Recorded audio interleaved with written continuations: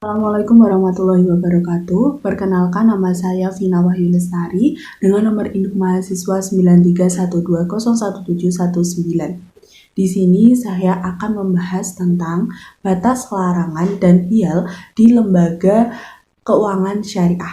Yang pertama yaitu tentang batas larangan pada lembaga keuangan syariah. Nah, yang pertama itu ada riba. Riba itu dapat diartikan sebagai penambahan sejumlah harta yang bersifat khusus. Nah, sebagian ulama itu membagi riba itu menjadi 4. Yang pertama itu riba fadl.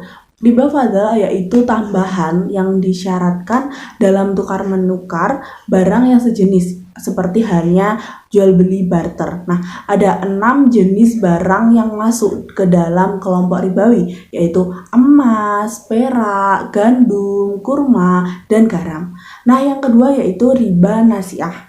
Pada sekarang ini, riba nasiah itu di lembaga-lembaga keuangan atau perbankan, yaitu dengan model pinjaman uang yang pengembaliannya itu diangsur dengan bunga bulanan atau tahunan. Nah, seperti bunganya itu 7%, 5%, dan sebagainya. Nah, praktek seperti itu jelas yang menunjukkan itu riba nasiah yang hukumnya itu dosa. Yang ketiga yaitu riba yat.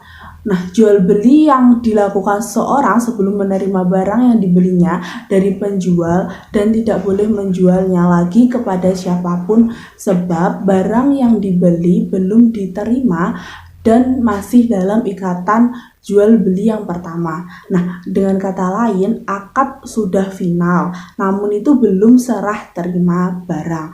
Jadi, ribayat itu seperti itu. Nah, yang keempat itu riba qadl, yaitu segala bentuk praktek utang, piutang yang terdapat motif keuntungan yang kembali kepada pihak pemberi pinjaman hutang saja atau sekaligus kepada pihak yang berhutang. Yang kedua yaitu tentang gharar. Nah, menurut hadis, gharar yaitu ketidakpastian dalam transaksi yang diakibatkan dari tidak terpenuhinya ketentuan syariah. Dalam transaksi tersebut itu terdapat unsur gharar yang bisa menyebabkan transaksi itu menjadi tidak sah jika memenuhi unsur-unsur. Yang pertama itu gharar yang terjadi pada akad-akad bisnis, yang kedua yaitu gharar berat, yang ketiga adalah gharar ringan, yang keempat adalah gharar yang terjadi pada objek akad, yang kelima adalah tidak ada kebutuhan syar'i terhadap akad. Yang ketiga yaitu maisir. Nah, kata maisir dalam bahasa Arab itu diartikan memperoleh sesuatu dengan sangat mudah tanpa kerja keras atau mendapatkan keuntungan tanpa bekerja. Nah, hal tersebut tentunya itu mengandung unsur judi, taruhan, atau permainan yang beresiko.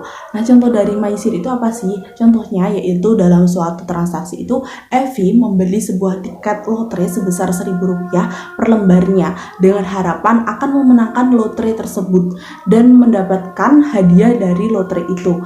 Nah, tiket lotre tersebut itu berhadiah uang tunai senilai 1 miliar rupiah.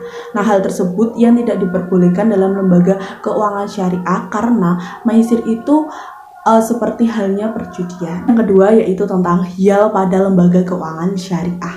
Nah, pengertian hiyal dalam terminologi usul fikih, hiyal itu diartikan sebagai suatu cara yang cerdik untuk dapat sampai ke tujuan yang baik ataupun yang buruk. Namun dalam perspektif lain itu mengatakan bahwa hiyal suatu upaya untuk merubah yang haram menjadi halal. Nah, maka dari itu sejarah tegas itu mengatakan bahwa hiyal adalah batal dan tidak dapat dijadikan sebagai cara mendapatkan hukum. Selanjutnya adalah hiyal dalam perbankan syariah. Dalam melakukan kegiatannya, bank syariah itu dilarang untuk melakukan sejumlah kegiatan usaha sebagai berikut.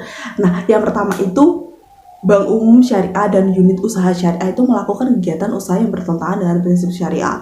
Yang kedua adalah melakukan kegiatan jual beli saham secara langsung di pasar modal. Yang selanjutnya adalah melakukan penyertaan modal, kemudian melakukan kegiatan usaha perasuransian kecuali sebagai agen pemasaran produk asuransi syariah.